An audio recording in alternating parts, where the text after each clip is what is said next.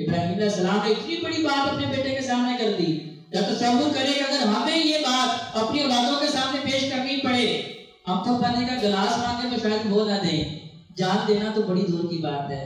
کیونکہ یہ جذبہ ہمارے اندر موجود نہیں ہے کہ ہم یہ جان اللہ کی راہ میں قربان کر سکتے ہیں, کیونکہ یہ جذبہ میں نے اپنے اندر پیدا نہیں کیا. یہی تربیت میں نے اپنی اولادوں کی بھی نہیں کی. اور جب میں بوڑھا ہوں گا اور میری اولاد جوان ہوگی اور میری بات نہیں مانے گی, اس وقت میں کس منہ سے یہ شکوہ کروں گا کہ میری اولاد نہ فرمائے. سب سے پہلے سب سے پہلے مجھے اپنے آپ کو جہنم سے بچانا ہے. سب سے پہلے مجھے اپنا چہرہ اللہ کے مطیع کرنا ہے. سب سے پہلے مجھے اپنے آپ کو بتانا ہے کہ میرا اپنا کچھ بھی نہیں, یہ سارا کچھ دیا ہوا میرے اللہ کا ہے. جب مجھے یہ بات, یہ حقیقت سمجھ آ جائے گی, میرے اندر صبر بھی ہوگا, میرے اندر اللہ کے اوپر توکل بھروسہ بھی ہوگا, اور پھر اس انداز میں تربیت اولاد کروں گا. ابراہیم علیہ السلام کا طریقہ ہے. پھر انہوں نے جان مانگی, جان قربان کر دی. انہوں نے کہا کہ تمہارے گھر کی چوکھٹ درست نہیں. کیا مطلب تھا؟ کہ تمہاری بیوی جو ہے وہ تمہارے حق میں بہتر نہیں. یہ سارے واقعات بیان ہوئے ہیں تو گویا کتنی بڑی بڑی قربانیاں. پہلے اللہ ابراہیم علیہ السلام سے قربانیاں مانگ رہا تھا. وہ ساری قربانیوں کا تذکرہ یقینی طور پہ ابراہیم علیہ السلام نے اپنے بیٹے کے سامنے کیا ہوگا, اپنے لفظ جگر کو سکھایا ہوگا کہ بیٹے اللہ نے جب جب بھی قربانی مانگی تمہارے باپ نے پوری کی. اسی لیے اللہ نے قرآن میں فرمایا سب سے وفادار مرد اگر کوئی ہے تو وہ ہمارا خلیل ابراہیم علیہ السلام. تو بچپنے میں کہا کہ بیٹے یہ جان اللہ مانگ رہا ہے, تو کہا ابا جان میں حاضر ہوں. جب جوان ہوئے, شادی ہو گئی, تب کیا کہا؟ گھر میں آئے, پوچھا اسماعیل کدھر ہیں؟ کہا وہ تو شکار کے لیے گئے ہیں. کچھ دیر انتظار کیا لیکن وہ نہیں آئے. جاتے وقت پیغام دے دیا, میرے اس نوجوان سے کہنا کبھی اپنے گھر کی چوکھٹ کو بدل لے. اس کا مطلب کیا تھا؟ اشارہ تک کہا, کیونکہ ان کی بیوی جو تھی وہ اللہ کی ناشکری کرنے والی تھی, خاوند کی ناشکری کرنے والی تھی, غیبت کرنے والی تھی, اخلاقی معاشرتی برائیاں اس کے اندر موجود تھی. اسماعیل علیہ السلام واپس آتے ہیں, بتایا کہ ایک بزرگ آئے تھے, اس طرح کا ان کا انداز تھا, یہ لب و لہجہ تھا. کہا کوئی پیغام دے کے گئے ہیں؟ کہا یہ پیغام دیا. صرف ایک جملہ اس کے اوپر بیوی کی قربانی دے دی. آج والدین بیویوں کی قربانی بھی نہیں مانگتے, پھر بھی اپنی بیویوں کی سائڈ لیتے ہیں, ماں باپ کے حق کی بات نہیں کرتے. کہتے ہیں آپ تو بوڑھے ہو گئے ہیں, آپ کا تو دماغ خراب ہو چکا ہے, آپ کو کیا پتا.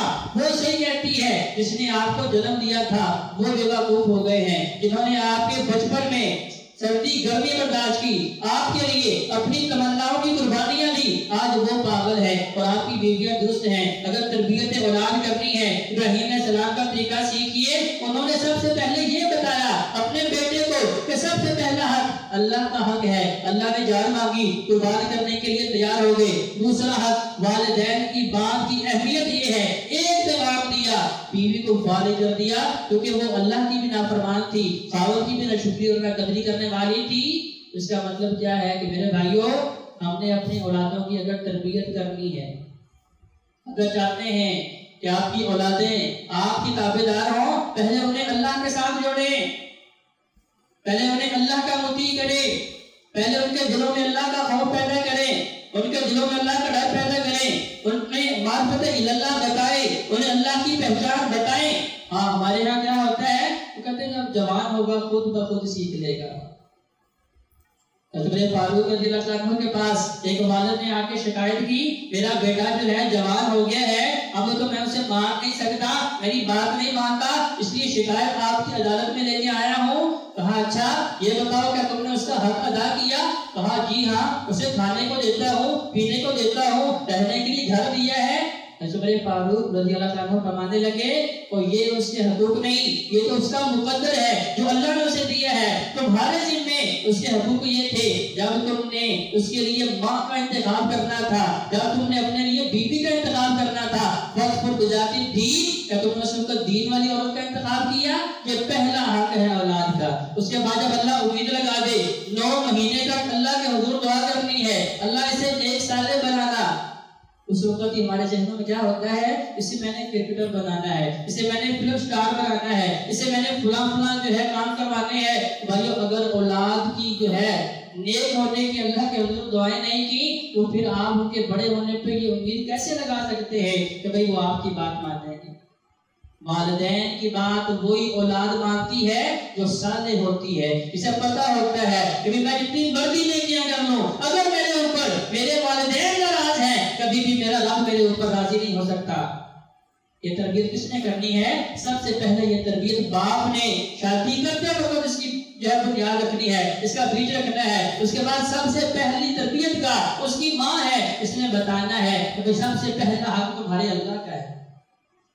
اس کے بعد دوسرا حق تمہارے والدین کا ہے. ابراہیم علیہ السلام نے چھوٹے سے بچے کے سامنے بات کی کہ اللہ جان مانتا ہے، کہا ابا جان میں حاضر ہوں. جوانی میں کہا اب تمہاری بیوی بدلنی چاہیے، تو بدل دی، کیونکہ اس کے اندر اللہ کی بھی رضا شامل تھی، والدین کی بھی رضا شامل تھی. تو بھائیو اس کا مطلب یہ ہے کہ ابراہیم علیہ السلام کا جو تربیت اولاد کا طریقہ ہے وہ یہ ہے کہ اپنی اولادوں کو دینی تعلیم دیں، دینی تربیت کریں، دنیاوی علوم و فنون سکھائیں. وہ حرام نہیں ہے. دنیا میں جینے کے لیے دنیا کا طریقہ سیکھا بھی آنا چاہیے، علوم و فنون آنے چاہیے. لیکن اگر آپ نے اپنی اولاد کو دینی تعلیم نہیں دی، انہیں آپ نے نہیں بتایا کہ اللہ کون ہے، آپ نے نہیں بتایا اللہ کا حق کیا ہے، اگر آپ نے نہیں بتایا کہ والدین کا مقام کیا ہے، تو دنیا سے سیکھتی رہے، ان کے اوپر وہ اثر نہیں ہوگا. کیونکہ یہ ذمہ داری آپ کی تھی اور آپ نے اس ذمہ داری کا جواب اللہ کی بارگاہ میں دینا ہے. کیونکہ اللہ نے قرآن میں کہا تھا اے ایمان والو قوا انفسکم واہلیکم نارا، پہلے آپ نے اپنے آپ کو جہنم سے بچانا ہے، پھر اپنے اہل و عیال کو جہنم سے بچانا ہے. تو لہذا ابھی وقت ہے اپنی اولادوں کی تربیت دین کے اوپر کریں، اس طریقے کے اوپر کریں جو ابراہیم علیہ السلام نے کیا، اس طریقے کے مطابق کریں. نبی کریم صلی اللہ علیہ وآلہ وسلم نے کیا. اللہ کے حضور دعا ہے کہ اللہ ہمیں صحیح معنوں میں قرآن اور نبی علیہ السلام کے فرمان کو پڑھنے کی، سمجھنے کی اور اس کے مطابق عمل کرنے کی توفیق عطا فرمائے.